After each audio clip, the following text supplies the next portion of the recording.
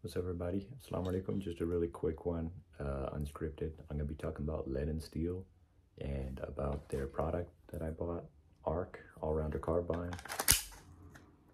It's empty, so we're good on that front. Safety's on. So I'm just a customer, and I felt compelled to make this one because honestly, these guys are really, really good. Just not their product. The company too. They're not your typical corporate penny pinchers.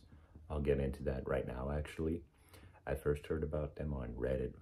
You might have heard about them too. Is the Promethean LP1 is really popular. If you go on YouTube, there's a lot of gun YouTuber guys that are posting about it and have their reviews out and stuff. You can watch that. And just to give you an idea of like their design philosophy, so to speak, and their production quality as well, because it's pretty durable. They did tests. Anyways, so I go on the product page for the ARC, all-rounder carbine. I had a few questions of my own, and so I went on Reddit where Ahmad, the CEO, is really active. He goes under u/Lead and Steel. I asked him, I had a question about because the product page mentioned an outer threading on the muzzle device, but it didn't give you the specs of, you know, what the threads will attach to. And also I asked him when the olive drab parts are going to come back in, because I'm a huge sucker for olive drab. So he gets back to me, and I also asked him about the buffer tube. If you go on the product page, the buffer tube they just got a smooth one, I guess, to avoid any trouble with the ATF. I told him I'm gonna do paperwork for it, and I don't have the tools to change the buffer tube. Can you please, you know, do me a solid and just put an A5 buffer tube on there for me? So he gets back like the same day and Reddit, and he replies to my comment. He says the thread pitch is 16 by 16 by something, basically the break arms castle. If you're familiar with that device, it's the same thread that attaches to. Olive drab parts, unfortunately, are a no-go. They're phasing out the 12 half-inch barrel. They're going to be revealing their 14.5 and 13.9 or 13.7 pin and welds pretty soon, so you guys can look forward to that. That's going to be the continuation of the ARC. And then the buffer tube, he says, just put in the order notes and we'll get you squared away like that. That's what I do. But I was being kind of ugly in the order notes, and I put in, of course, I put the buffer tube stuff like he said. And then I say, I'm going to be doing paperwork, so can you guys throw in a SOP mod stock and charge me extra? So that way it could all be under the same, like, shipping, right? And again, I was like, you know, I know he said this, but in case there's any like olive drab green, please give me the green, the best color. So I get a call, like it was the next day or the day after, by Tawfiq, who works at Lead and Steel, and he's like, you know, no go on the olive drab, but they do have the charging handle in olive drab, and he was asking me if I just want the charging handle.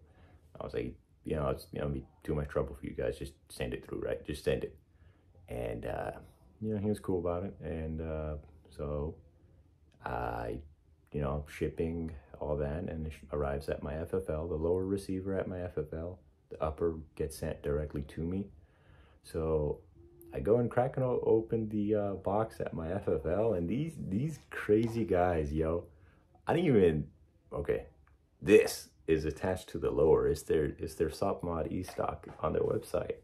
Then it charged me for it, and I didn't even like who am I, right? I'm not even like a YouTuber or anything, so there wasn't like really a gain for them by doing this. And I was like, oh damn. And it doesn't end there. I get the package for the upper. Freaking, it came with a break arms castle attached on there already, and I guess the flash hider underneath was, I don't know if that one was break arms or if it was the one they make in-house, because on the product webpage it shows like just like an A2 flash hider. If it is an in-house one, or if it's Break Arms one, I apologize, I don't know. But yeah, like, damn, like, that was really nice of them to do that. So I was like, yo, you crazy guy. I get back to him on Reddit. I'm like, thank you, man. Like, that was really nice of you to do that, you know. But anyways, I guess I have to say this now. I'm not endorsed. Like I said, fucking nobody. I'm on just Bozo on Reddit. I ain't getting nothing from, well, I guess I got free shit from them, but I don't really have anything to give to them in return. I only paid just what they have on the product page for the ARC. I just paid for the ARC. So anyways, that's the company for you. These are some pretty solid dudes. So now about the product. This is just my impressions of it, fit and finish. I didn't get to shoot it yet. Doing the paperwork for it. It's an NSBR legally. That's when I'm gonna go and I'm gonna shoot it, and I'll maybe do a write-up or something. I don't know. So first of all, grip. It has a really nice angle on it. Makes it really easy to hold single-handedly without, because I'm comparing it to a Magpul. My experience is with a Magpul furniture and a PSA PA15. So Magpul furniture, I didn't like the grip angle on that. That one would be like this, you know. That's an exaggeration, but not very comfy. The trigger is a 3.5 pound trigger. I didn't get to shoot it, but just by, you know, firing blank, pretty nice. Has a nice reset too. Definitely way easier than the nickel polished one that the PSA stuff has. That one's not bad either, but this is noticeably lighter. I don't have any, you know, quantitative measuring equipment or whatever, so there's that. The charging handle, they make this one in partnership with Break Arms. They're Break Arms Warhammer, but this has shorter handles, so it doesn't snag on things as easy. Ambidextrous.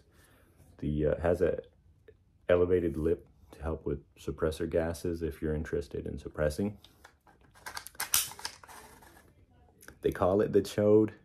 I'm just happy it's not engraved on there, so I don't get insulted by my weapon every time I charge the handle. The BCG really blew me away.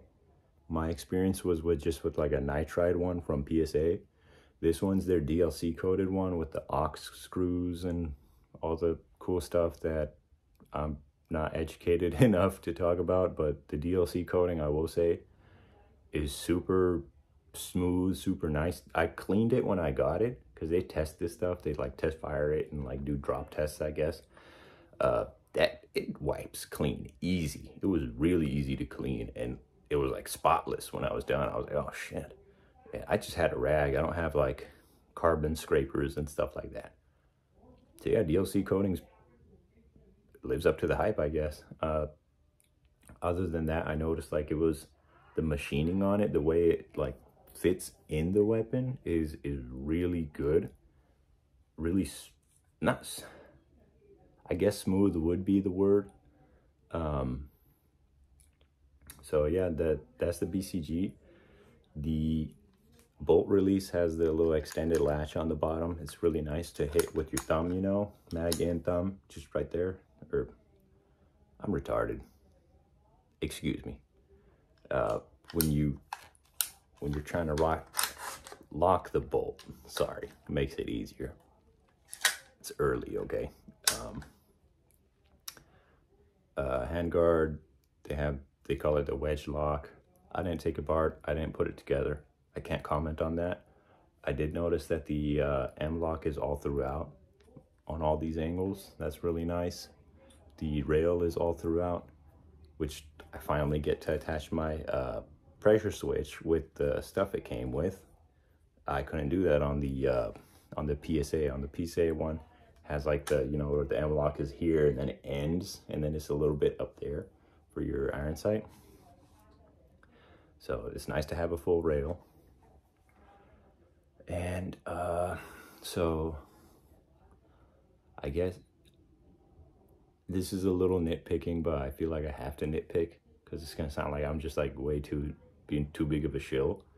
So the two nitpicks, I guess you could call it, is when they're doing their QC testing, I'm pretty sure they do like drop tests or something, because if you look on the charging handle, yeah, a little bit of nicks here and there. I don't care. Yeah, it was probably gonna get abused when I use it anyways. I don't really baby my stuff like that. So that's something. It doesn't affect the function. I fired it. Let me release the bolt real quick. If I charge it from the right side, just fine. If I charge it from the left side, which you normally do with the AR-15, it works just fine. Feels the same. Just cosmetic, I guess. A little bit here as well, kinda, barely. They advertise this stuff as duty grade. The last thing someone who got this to use on the field, the last thing he needs is to, you know, bang it on something and have his freaking handguard crack, or his charging handle like break into 4 pieces. So fair trade-off. I don't care. It's cosmetic. I got it for a good price. By the way, they're phasing, I think I mentioned it, they're phasing these out. The cost they have right now on their website is like a final price, I guess. The 12 half-inch ones aren't going to be here for much longer. Then second nitpick is barrel upper receiver to lower receiver fit, I guess. If you listen closely, very little wobble. I don't care.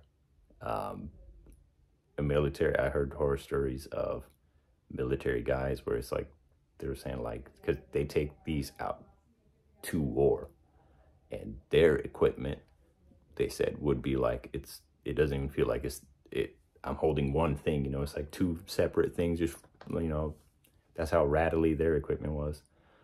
And they do just fine, I hope. So